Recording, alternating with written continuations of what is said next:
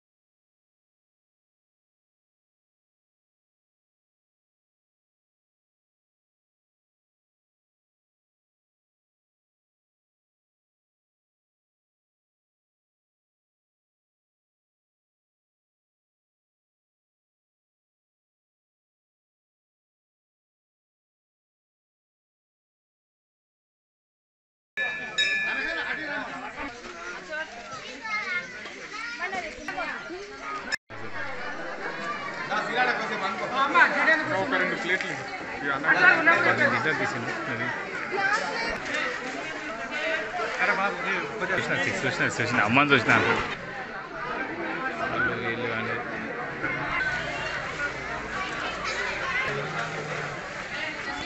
ఓలే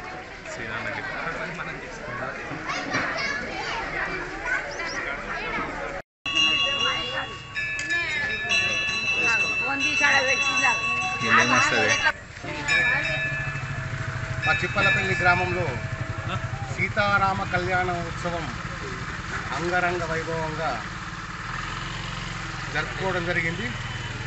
దీనికి మా చిప్పలపల్లి ప్రజలు, అన్నలు, తమ్ముళ్ళు, అక్కలు, చెల్లెళ్ళు, సోదరి సోదరులు అందరూ మా శ్రీ సీతారామ వివాహానికి అన్ని రకాల సహకరించి స్వామివారి అనుగ్రహాన్ని పొందారు.